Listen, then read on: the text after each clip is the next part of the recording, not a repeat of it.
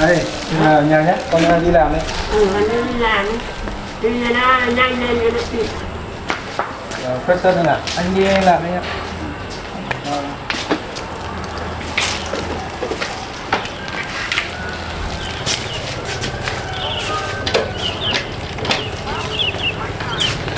Đấy, anh đi làm đây. Đấy, ở nhà em trong nhà có chuyện gì bất thường thì nói tin cho anh nhé.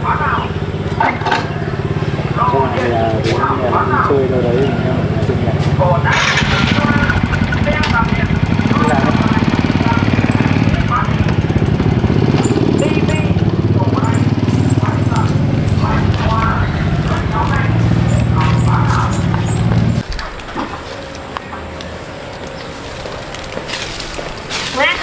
Xong cho nó xong đi, quét nó nhanh lên, cho nó xong bây giờ mà ra tưới ai nắm rau cỏ để khô hết rồi. Anh này ngày nào phải tưới thì nó mới sống được chứ. Chả quan tâm gì đến đấy, đến rau cỏ gì.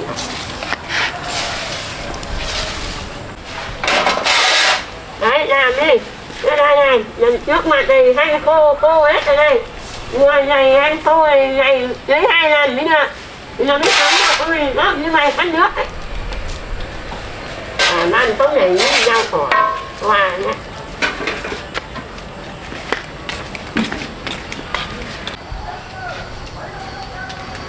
Thì nhanh lên rau mà còn đi tưới cho ta nắm rau với lại còn lũ gà đấy hết đói trong tháng rồi đấy.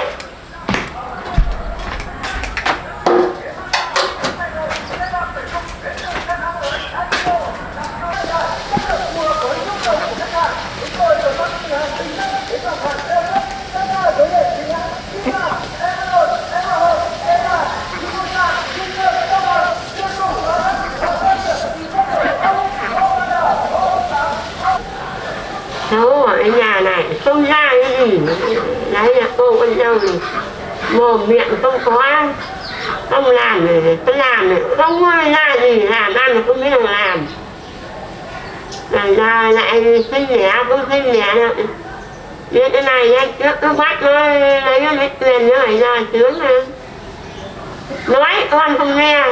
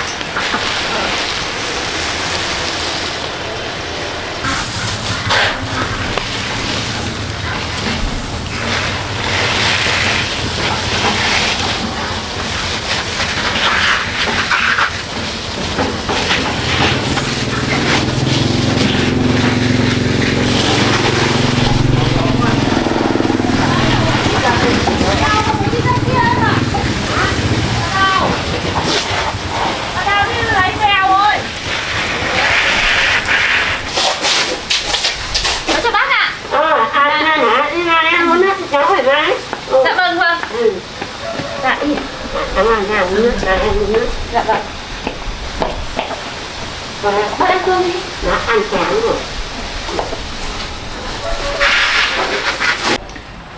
Bác à? Hả? Chị Hồng chịu khó nhỉ? Sáng sớm đã tưới cây cỏ lá kiểu này. Ôi, cháu mà chịu khó gì như này vui nhé. Uống nước đi cháu ơi. Dạ vâng ạ, con xin ạ. Rất là nóng. Bác ơi, thế anh Thảo đi làm sớm đi đâu rồi anh? Thảo sáng nay chắc có việc gì thấy đi sớm lắm. Là con mời bác uống nước. Cháu uống nước là nóng. Là đây cháu đi đâu sớm hay cháu đi đâu mà hay là cháu qua nhà bác có việc gì mà lạ? Dạ vâng ạ, cháu có một gặp đối tác ở gần đây, thế là tiện đường đến đây thì cháu gặp với lại mang cho bác một ít quà. Vâng ạ. Uống nước đi cháu. Dạ vâng ạ. Lại một quà gì đâu, hôm qua đã tặng cho bác nhiều quà thế hôm nay lại một quà gì đấy? Cái món quà này món quà lớn lắm bác ạ. Vâng, quà của cháu cũng là quà của bác. Đây, tình hình là như thế này bác ạ. Là như thế này bác Sự ạ. Con vừa mới đi gặp khách hàng nó đặt cọc cho con 20 tỷ. Thế là cái của bác ấy, hôm qua bác vào của cháu ấy, cháu cho bác là đứng dưới cháu ấy. Bây giờ cái hệ thống đấy nó nhân đến F5, F6 rồi. Thế nên là hôm qua bác mới đưa cho con là 150 triệu đúng không ạ? Hôm nay nó đến lãi là hôm nay chưa đến lãi. Vâng ạ, mới hôm qua bác đưa cho con đúng không? Thì hôm qua dưới quyền của con là con bảo nó giúp đỡ thì đây là đến nó con gửi bác là 5 triệu tiền là tiền lời. Ôi nghèo thế chứ. Vâng ạ.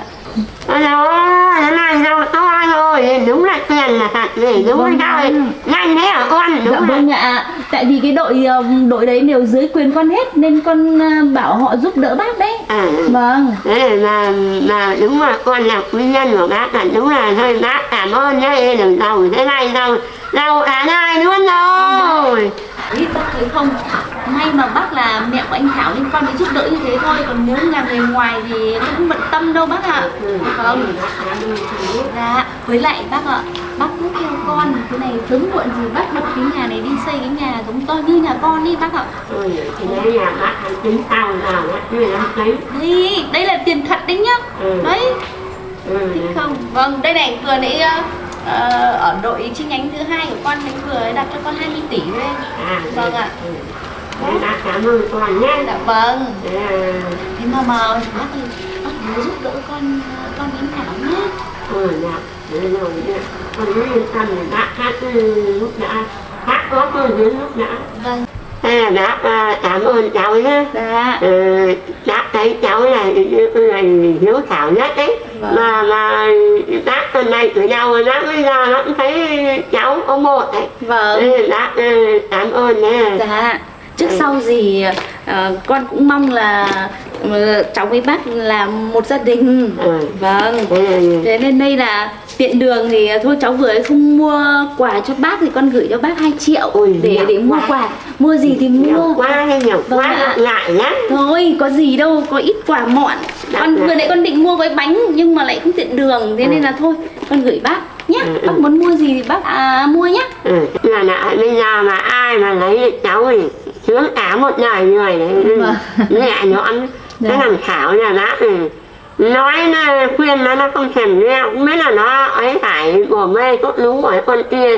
Lấy này như thế này chuyện nào mồm nó không có thì để ai không để đâu. Vâng. Khổ tội thế. Nói nó không nghe. Bác ơi bác, anh Thảo ấy là người tốt, cho nên là anh ấy không nên. Còn chị mày ra đây làm gì? Đi làm gì làm đi? Đi cho lại nó quen đi, làm lên đi. Đây ở đây là có mẹ nào. Đi.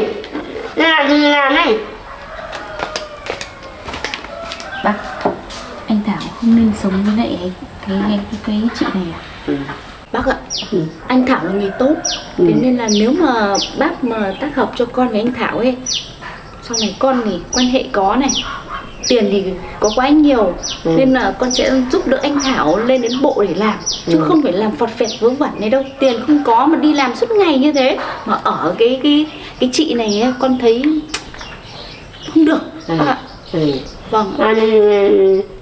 Nhân người ta thích là có người đuổi em về. Đuổi, vâng, đúng rồi. Là cháu phải ở với Thảo. Vâng, chưa ở anh Thảo mà ở với cái chị này tên là Hồng đúng không bác? Ừ. Chưa sản nghiệp, nhà cửa không ra cái gì. Vâng. Nội lắm cháu. Vâng. Giờ nó con này nó cũng đang lên thằng Thảo này, đuổi nhà phố. Bác ơi bác, hai bác cháu mình cứ bóng gió vài câu này, nếu mà người biết suy nghĩ là tự rời đi à. Còn về phía anh Thảo bác không phải lo đâu. Vâng, con có cách của con. Vâng. Nhưng với lại nhá, bác cũng phải đối xử tệ một tí với lại con dâu của bác. Con người có lòng tự trọng nên là sẽ tự rời đi thôi. Một khi đã không hợp thì bác có ra mặt ngay, bác biết ngay. Bác ơi bác, không hiểu cái chuyện này lòng tự trọng hay không ấy bác nhở. Anh Thảo nhà mình đẹp trai, cao to như thế mà lại cứ bám dịt với anh ấy, không biết làm sao, không biết có suy nghĩ gì không nhở.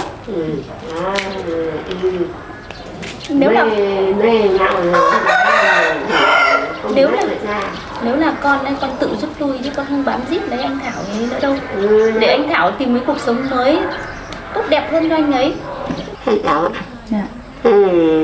bác mình nói thế rồi thì sớm muộn này mai là cũng có cháu về đây rồi. Cháu về đây rồi sớm muộn là bác cũng sẽ tắm con này đi bác cho cháu mới nói là ở với nhau nhé. Vâng ạ, con cảm ơn. Dạ, con là con thích anh Thảo lắm bác ạ. Vâng. Tình xưa nhớ cũ bây giờ lại về với nhau nhé. Dạ.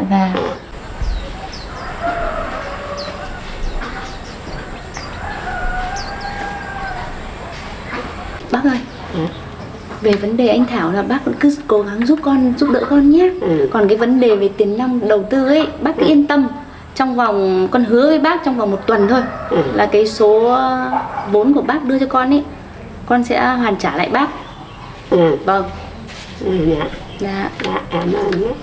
Cháu này em đã hỏi cháu này sao lãi lợi nhuận là sao mới tiền mấy hôm trước sao lại nhanh thế? Bác ơi, con là giám đốc điều hành, thế nên là dưới con là cả 500 nhân viên mà. Thế nên là con muốn gì con có thể điều hành được hết. Nên là mọi thứ đều nằm trong tay con. Nên là bác là mẹ của anh Thảo nên con giúp đỡ như thế được thôi. Người ngoài con đã bảo rồi, con bảo là người ngoài là con không bận tâm. Vâng. Cháu quá giỏi đấy, giỏi đấy. Vâng.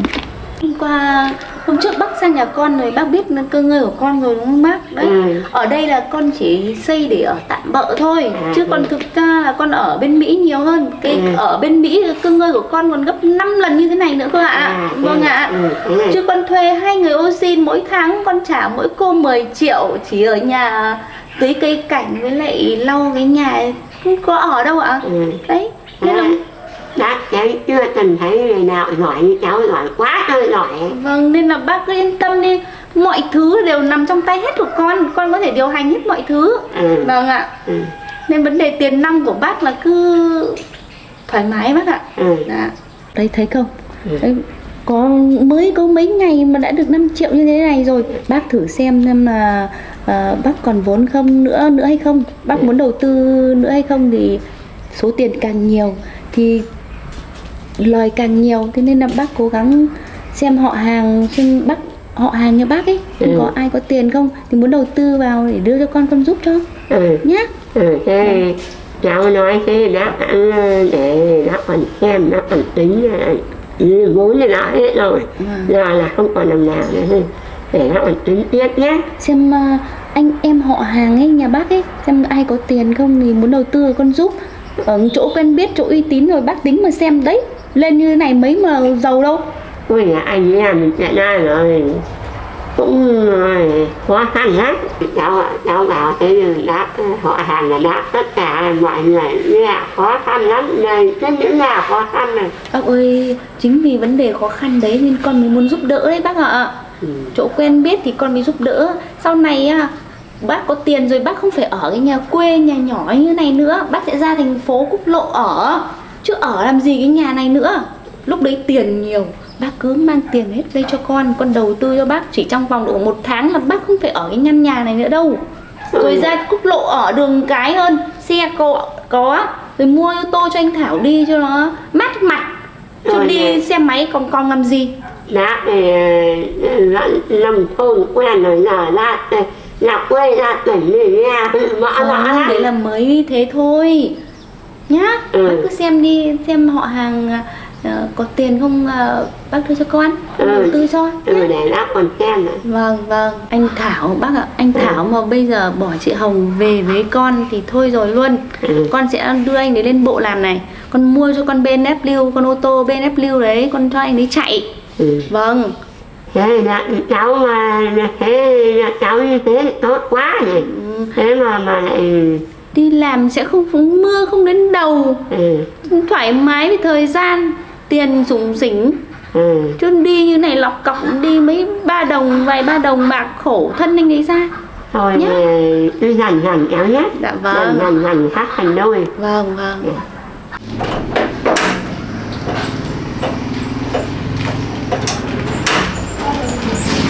Mẹ ơi, ơi, lên.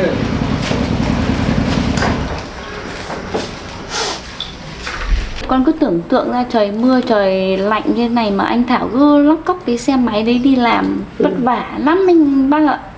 Về với con mua ô tô đi cho nó không lạnh không giá như thế đâu ạ. Vâng. Như thế tốt quá, nhưng mà thôi bác cũng thương cháu mà cũng tiếc mãi là cháu xinh xắn như này mà bác nói nó không thèm nghe, nó phải con kia rồi thì nói khuyên là nó không nghe. Con là con thương anh Thảo thật lòng ấy bác ạ. Vâng.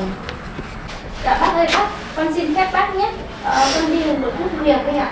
Đây là chưa đến nơi này, đây ở đây ăn cơm với gia đình nhà bác nữa, ăn cơm với bác nữa mới lại. Hai mẹ chồng đến Thảo. Dạ thôi ạ, con còn nhiều việc lắm bác ạ. Để con về con giải quyết một chút việc đã. Mấy khi là chơi ta đi chơi này. Dạ thôi, để lại hôm khác bác nhé. Thế con xin phép con về nha bác nhé. Thế cháu bác muốn cháu ở đây mà cháu cứ trong về này thôi bác cũng chịu. Con xin phép về nhé bác nhé. Cháu không ở nhất đây cháu không ở. Dạ còn bác thành lớn nhé bác nhé. Bác giúp con với lại anh Thảo để thành sống thành đôi nhé. Đây cháu cứ yên tâm để bác cũng mong là cháu sẽ trở thành con dâu tương lai của bác. Vâng, nếu mà bác giúp đỡ con thì con cũng giúp đỡ bác tận tình về vấn đề tài chính kia, thì trong vòng 1 tuần là bác lấy lại vốn với nhé bác nhé. Thôi thì bác cháu mình cứ có đi có lại. Vâng ạ. Các cụ bảo rồi, phải sống rồi có đi có lại mới lại lòng nhau. Vâng, thì con chào bác nhé, bác nhé, con về đây ạ. Cháu này nhé. Thế thôi con xin phép con về nhé. Đây. Chị Hồng ơi, em về đây chị Hồng ơi. Nhắc đây nhà không ở. Dạ vâng ạ. Tôi để hẹn bác hôm khác nhé. Con sẽ có dịp con ngồi lại với gia đình nhà mình ăn bữa cơm. Thế nhá, con hứa rồi nhá. Vâng. Đẹp gái này, cao lớn, cao giáo này, đẹp gái này. Thôi cái xe của con đến rồi, bác vào đi. Bác vào đi, xe của con đến đây rồi. Cháu đi nhé. Vâng, con xin phép con về đây ạ. Con xe đi nấu cơm đi, bắn nắng nó đỉnh nhau mà bắn không đi nấu cơm này. Còn đứng đấy mà không nói à.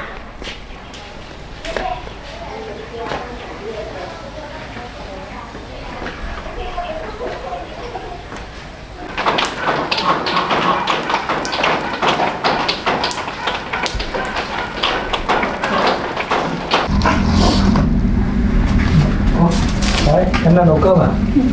Anh cứ gọi đây anh nha. Đấy, em làm sao đấy? Em lại buồn chuyện gì à?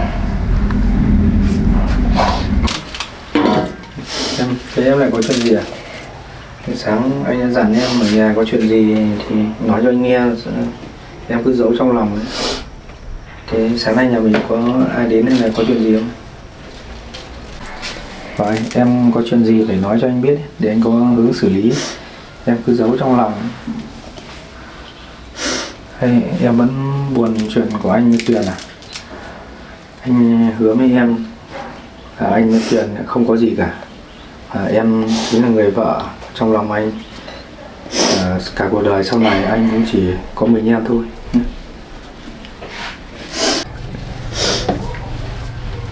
Hồng à? Vợ, như anh nói, em là người anh đã chọn để sống với anh hết cuộc đời này. Em là vợ của anh thì không thể ai thay thế được, kể cả mẹ và mọi người không ai thay đổi được. Anh đã chọn được em nhé.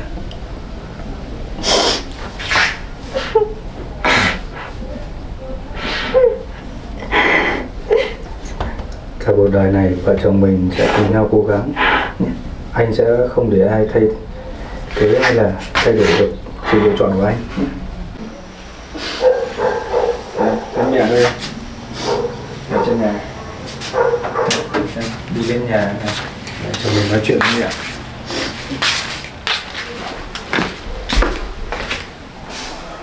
Đây, mình lên nhà. Dạ. Con đã đi làm rồi. Và con nay về. Đi làm thế nào lúc nào khóc lóc cái gì vậy? Con gái thì người làm sao nếu hết thì như ấy bé với nhau làm thì đi khóc. Chồng lại đi làm mệt mỏi cả ngày rồi lại không lo lắng nữa, chồng lại lúc nào chỉ khóc cái gì nó có làm sao mà phải khóc. Mẹ, sao mẹ lại nói thế?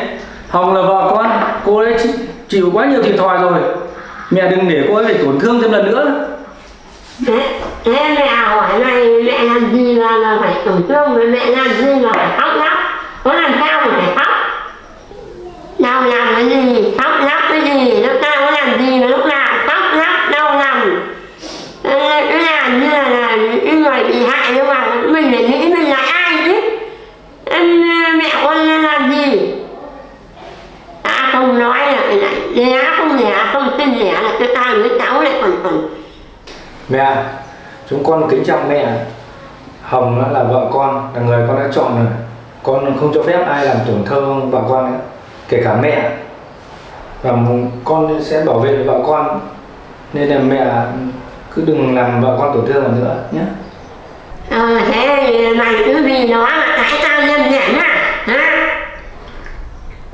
Để rồi nó lội lên cổ quay với mày rồi sau này là phát thấy hậu quả của mày. Cãi mẹ không?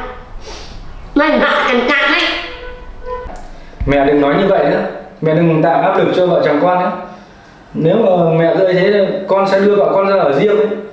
Mà con nói là con làm, con đã hứa bảo vệ vợ con rồi. Mày cứ vì nó, mày dắt nhau đi đâu đi gọi đi. Tao đã thế tao không nói gì nữa cả. Tao muốn thế nào được. Không, tao lại có cách của tao. Thế mẹ đã một lần này ở trại rồi mà mẹ vẫn chưa thay đổi rồi. Mà mẹ cứ như thế này chúng con không chấp nhận mẹ được nữa. Mẹ phải suy nghĩ chứ. Không có giờ đã một lần rồi, giờ lại còn suy nghĩ thì không suy nghĩ lần thứ hai nữa. Thế mày nghĩ mẹ không áp lực à?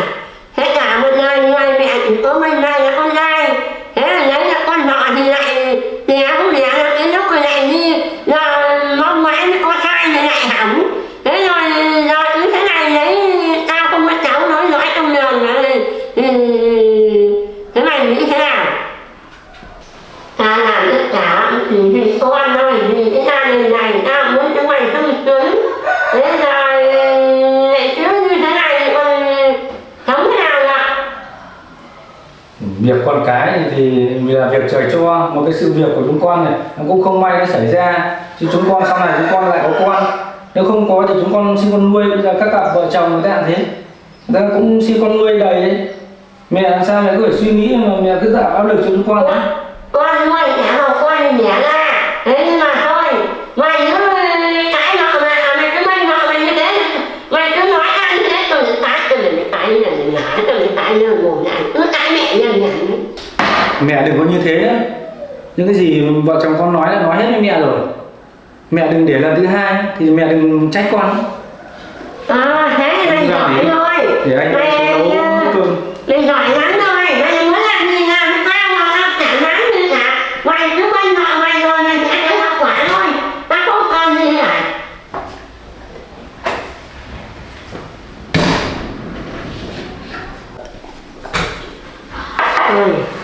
Mày trở về. Tao cần mày lắm. Rồi. Tao y tế là có rồi. Tao có đầy đủ hết cả. Tao không cần gì cả. Sợ chúng mày lắm. Mày mẹ mày hãi chúng mày lắm này. Tiền nó có, địa vị tao có rồi. Tao không dám nhìn thế nào cả. Chúng mày tưởng là sợ chúng mày dám đi. Mà mới làm nào nhà người ta không biết sợ gì này.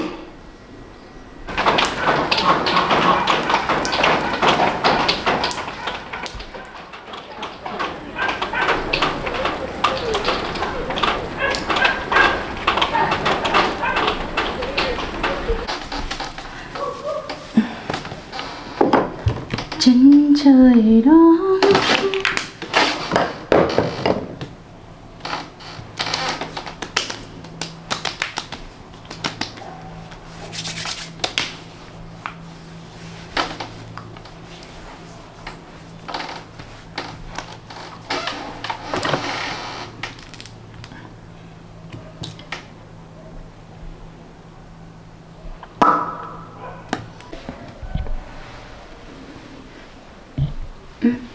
mình xinh gái thế này nhỉ?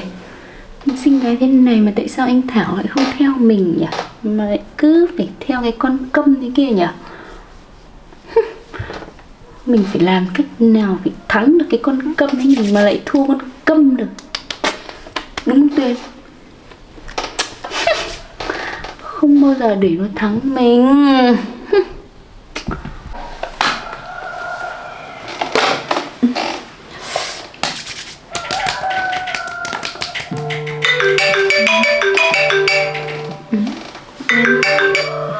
Alo. Alo. Ôi con chào bác.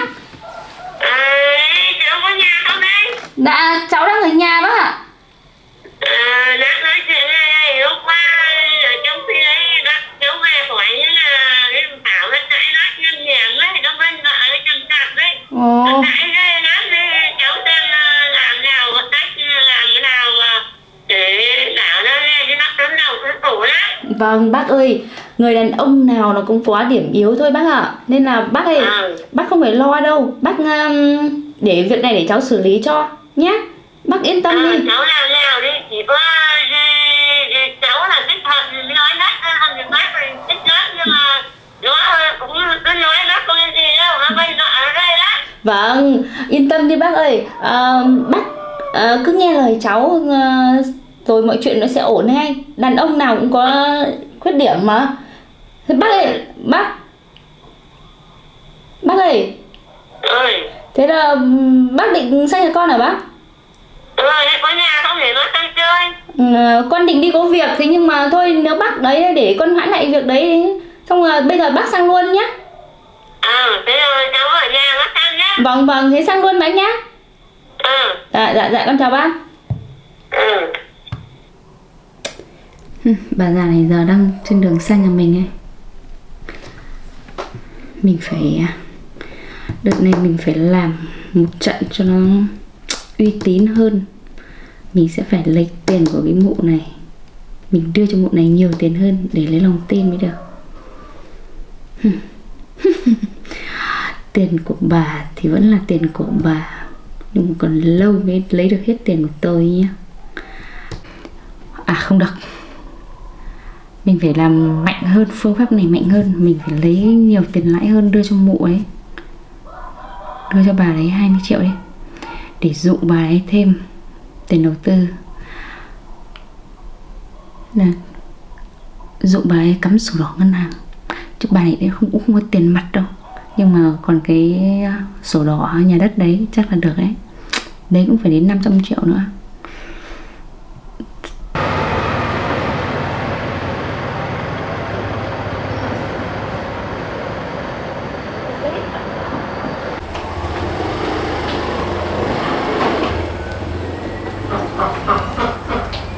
Cháu ơi, cháu quay lại đón đã thôi nhá. Ok, hôm nay vào điện nhá.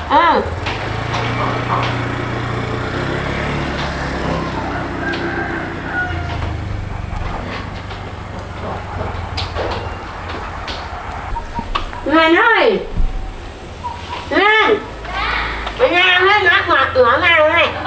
Vào đi, vào đây uống nước ạ. Bác vào đây uống nước bác ơi.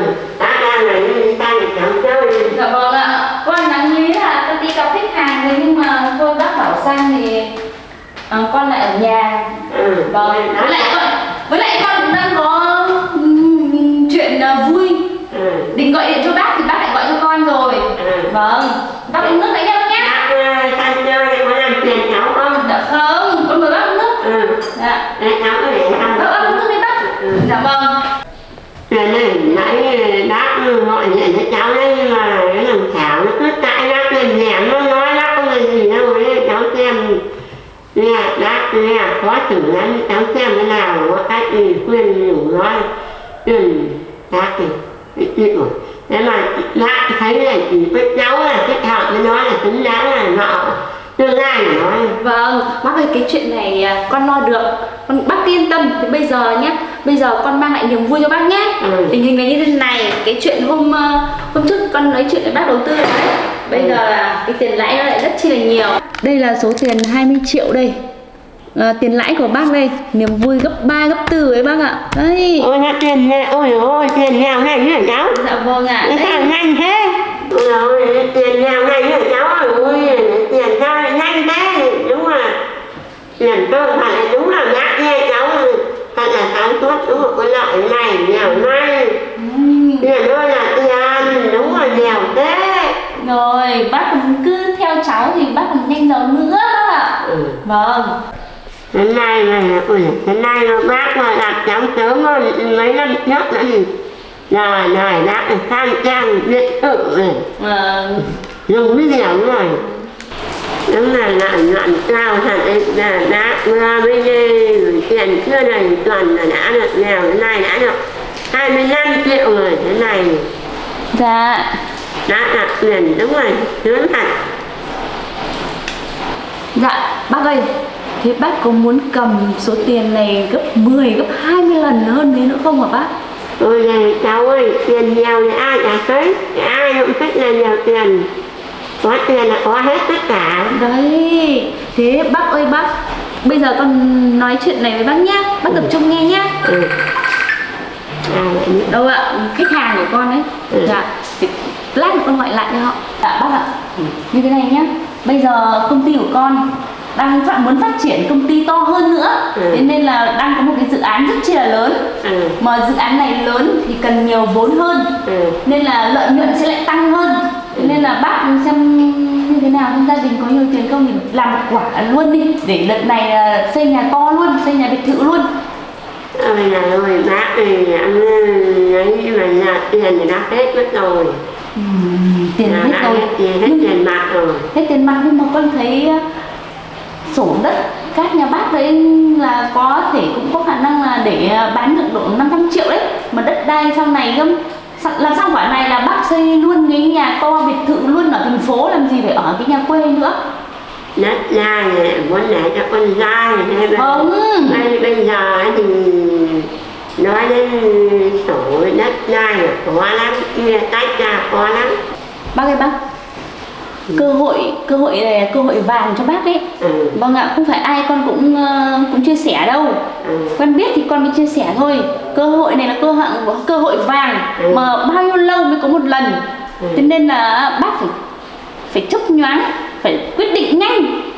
Vâng ạ, thế nên bác cứ suy nghĩ đi, phải quyết định nhanh luôn nhé. Chiến thuật đầu tư nó phải nhanh, mạnh, quyết đoán lên bác ạ. Đợt này á, cháu bảo đảm với bác là bác đầu tư vào đây cho cháu đi, là chỉ trong vòng nửa tháng thôi là bác sẽ rút lại cái sổ đỏ của bác đấy, và có thể mua được một miếng đất khác lại đứng tên bác, sổ đỏ vài miếng khác nữa chứ không phải là một miếng. Vâng ạ nhá. Đấy là con chắc không phải cháu ơi. Bác ơi, bác thử tính nghĩ mà xem, con là con dâu của bác tương lai như thế này, cháu không lừa bác làm gì. Nên phải chắc chắn á. Vâng, cái điều này chắc chắn luôn. Bác cứ nghe con, bác sẽ sung sướng cả đời luôn. Con không có lừa bác để làm gì đâu. Vâng ạ. Sau này con với bác là một nhà rồi, con phải gọi bác là mẹ chồng rồi, anh Thảo là chồng của con lừa làm gì nhá. Đấy, phải về làm luôn đi bác ạ. Đưa cái sổ đỏ rồi sang tên cho con, rồi gọi sẽ có người đưa tiền cho bác để bác đầu tư. Ngày nó sang tên cho con, sang đến đâu ngày nọ nhau mỗi bác em làm chết. Đuổi thế nào được bác? Con nhà cửa nhiều như thế này không đuổi làm gì? Bác con cho bác ở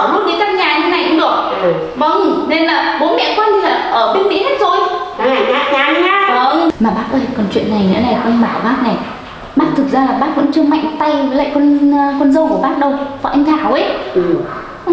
Làm phụ nữ mà không biết đẻ không khác gì con gà không biết đẻ được đẻ trứng đâu. Nối dõi tông đường thế nào được, bác phải được mạnh tay hơn nữa. Cháu nói những ý phải đấy, như là đã có mỗi mình thằng Thảo nói vợ nó như này, không sinh đẻ là thì không sau này thời nó cúng Tết thì ai nói đây đã làm rồi nhất cái điểm này phải con đứa cháu rất tôn như vậy. Chuyện này đơn giản bác ạ, chỉ cần anh Thảo mất hình tượng trong mắt của cái cô dâu câm kia kìa, con Hồng kia, thì mọi chuyện sẽ ok hết. Bác cứ theo con, bác nghe theo con nhá, sẽ đuổi được, cô Hồng ấy sẽ tự vác xác của mình tự đi ra khỏi nhà, chứ mình không phải đuổi.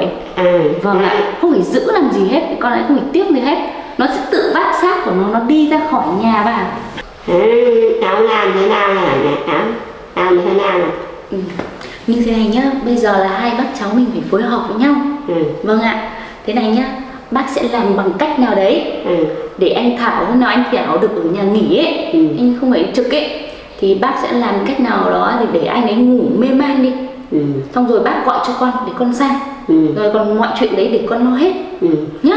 Vâng, bác nhớ nhá, nhớ đấy, phải để cho anh ấy ngủ mê man, say trong giấc nồng giống như không biết một cái chuyện gì đấy. Rồi không để là gọi điện cho con, rồi con sẽ sang. Thế này thật ra cũng muốn cháu về làm ông dâu bác thì thôi. Đấy, cháu làm Vâng. Nhớ Thảo về ở với cháu nhé. Rồi rồi con sinh nở cháu đích tôn cho bác ngay, rồi lúc đấy mình là một gia đình mà nhá. Rồi này, đấy con bảo con làm được này, cái liệu có ảnh hưởng đấy, có vi phạm pháp luật không, hay là rồi có làm sao ảnh hưởng đến sức khỏe của Thảo không? Bác ơi, bác yên tâm, con yêu anh Thảo như thế, làm sao con hại anh Thảo được. Cái viên thuốc đấy là viên thuốc ngủ tạm thời thôi, chỉ ngủ trong vòng 1 tiếng đến 2 tiếng thôi, còn không ảnh hưởng gì đến sức khỏe gì hết. Nhiệm vụ của bác là con sẽ đưa cho bác cái viên thuốc đấy, còn nhiệm vụ của bác là làm như thế cách như thế nào để anh Thảo uống nước để trong đấy có viên thuốc đấy thôi nhá. Còn mọi chuyện để con lo. Vâng, không ảnh hưởng gì, không sợ gì pháp luật ấy, không có vấn đề gì, không lo ngại gì hết nhá. Này, thôi mọi chuyện bác cháu mình cứ như thế rồi nhá. Khi nào bác thấy hợp lý bác sẽ điện cho con. Vâng, bác cứ ngồi đây uống nước đã. Bác xin phép bác nào. Bác cứ ngồi đây uống nước đã. Đây, cầm tiền như thế nguy hiểm lắm bác ơi nhá. Đây con để bác để tiền ở trong túi sách thì cho nó an toàn. Thế nhá, bác nhận giúp của con nhá, rồi có gì alo cho con nhá. Vâng, như thế cho nó an toàn, đi đường nguy hiểm, rất giận nhiều. Thế nhớ nhá, bác nhá, cái chuyện đầu tư ấy bác phải quyết đoán nhanh mạnh luôn nhá, để còn chiến thắng còn về tay chúng ta nhanh hơn nhá bác nhá. Vâng, bác này bác sẽ lấy sổ bác thắng. Vâng, với lại bác ơi, con bảo này, cái chuyện của anh Thảo kia như kế hoạch mình bàn vừa đấy nhá. Vâng, thế nhá. Con chào bác. Vâng.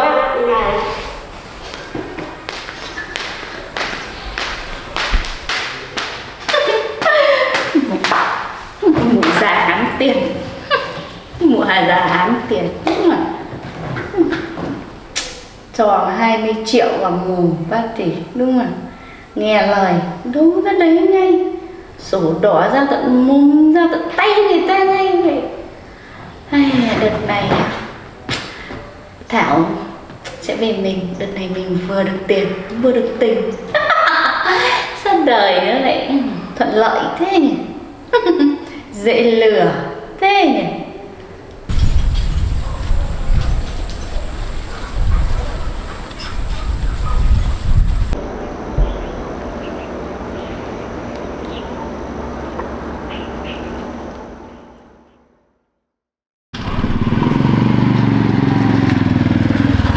Giờ mình sang liệu có ấy của nhà không? Hay là cậu ấy đi nhặt?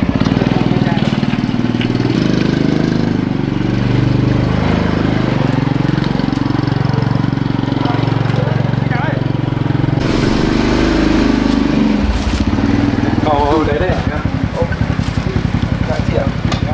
Vâng. Đây. Anh là chồng của Hồng.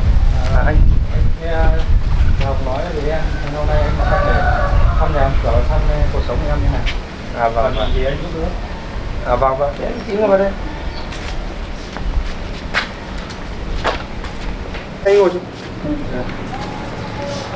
Em ơi, thăm ra xem tưới rau chứ không sợ nó khô héo rau rồi. Anh không. ngồi nói chuyện với cậu Tuấn. Anh em sáng em vừa tưới rồi. Thì không phải em vừa sáng vừa tưới rồi chứ. Thì anh là công an hả? Anh là công an bên xã ở mình đây. Em cũng này là công an quản lý. em cũng nghe chị Hồng kể, em cũng cảm ơn anh chị cho em giá thúc một thời gian vừa qua ở đây. Không thì em chả biết đi đâu rồi. Nên là em cũng về đây ở mấy hôm rồi hả? Vâng, em ở đây cả đồng vài hôm đấy. Thì cũng nói chuyện với anh. Anh ơi, hôm nọ em từ hôm qua hôm nay em cứ áy náy cái chuyện này. Hôm nọ em với chị Hồng đang ngồi tâm sự đây, nói chuyện với nhau ở đây, cũng như anh với em này. Thế xong rồi mẹ anh sang nhìn thấy em với chị Hồng như thế thì mẹ anh lại hiểu lầm là em với chị Hồng có quan hệ tình cảm với nhau. Thì không biết xong về chị Hồng có biến sao hả? Mẹ chị có mắng không? Thôi em yên tâm, chuyện đấy không sao. Anh về cũng nói với mẹ anh rồi. Chuyện này chỉ là hiểu lầm và chị cũng là muốn giúp đỡ em khi gặp hoạn nạn thôi. Vâng. Cũng không sao. Bây giờ anh chị sang đây để thăm em để xem em có cần anh giúp đỡ gì không.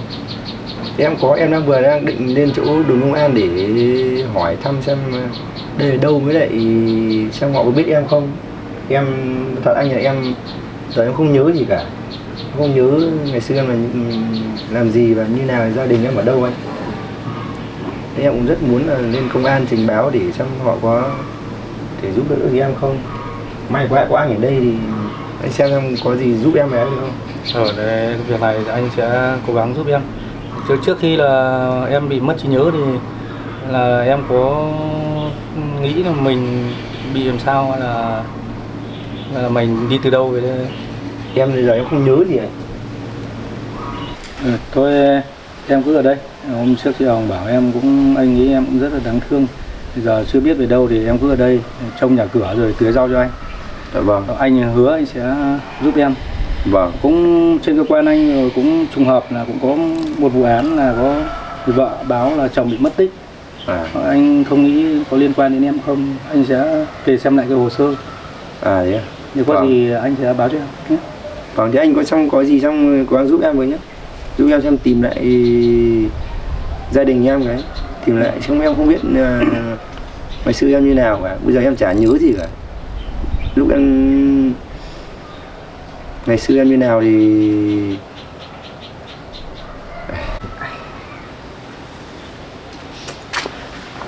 Thôi em không phải suy nghĩ, anh sẽ nhờ các đồng chí sẽ điều tra và tìm hiểu thêm các xã bên nữa. thì Em vâng, có gì em cảm ơn anh nhé. Có gì anh với chị giúp đỡ em với, để em tìm lại gia đình em, tìm lại ký ức của em này. Anh sẽ cố gắng. Vừa nãy em cũng ngồi đây em cũng suy nghĩ rồi, em cũng nghĩ là mình phải làm gì để mình lấy lại ký ức, chứ em như này mãi em cũng không chịu được anh.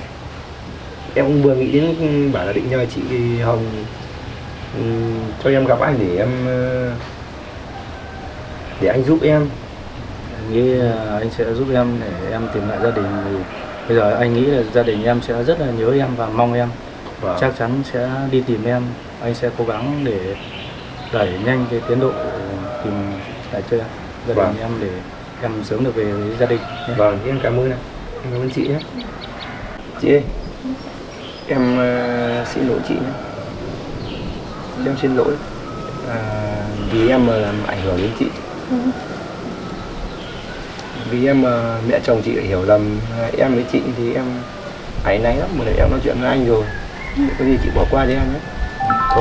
Thôi chú ạ, không sao đâu. Anh dập việc gia đình anh giải quyết ổn thỏa rồi. Anh nhiều lúc khó tính thì bà cũng em này. Rồi anh Thủ trưởng gọi. Để anh ra nghe điện thoại. À vâng, vâng. Không có việc gì. Vâng, alo thủ trưởng ạ. Vâng, vâng. Em đang ở nhà. Em nghĩ em định bỏ đi không ở đây nữa, nhưng mà em cũng định ngồi nói chuyện với chị gái, nhưng em tự nhiên em bỏ đi thì em sợ chị lại lo lắng, thì em cố gắng ở đây. Vâng, thế em về cơ quan ngay đây ạ. Vâng, em sẽ lên đấy luôn ạ. Mẹ chị không. Vâng, em chào thủ trưởng. Là gì ạ? Em sợ. Rồi, em cứ lên nói chuyện với cậu đấy. Anh đi đâu vậy? Anh trên cơ quan có việc nên là anh phải về cơ quan nữa. Em ở đây xong việc anh quay lại anh đón. Thế giờ anh về trên cơ quan. Rồi anh lên cơ quan có chút việc gấp ở trên cái thủ trưởng nó gọi. Anh sẽ xem cái hồ sơ của bên người đang báo mất tích kia, để xem có liên quan gì thì anh sẽ báo. Vâng, em cảm ơn. Anh có gì anh giúp em với nhé. Vâng, tôi chào Thị Này. Vâng. Vào cái đây. Chào anh nhé. Không biết anh có liệu có giúp được gì cho em không chị? Thế anh làm ở gần đây hả chị? Hy vọng là anh giúp được em. Biết đâu anh giúp được em. Nếu anh giúp được em thì tốt quá chị. Thế hôm nọ về thế là mẹ chị không làm gì với chị nữa gì chị? Vâng. Từ đấy giờ em cứ áy náy, em cứ suy nghĩ suốt chị. Em sợ làm ảnh hưởng đến gia đình chị. May mà chồng chị là công an nên chồng chị cũng hiểu được, nên là không, chứ không thì em áy náy lắm.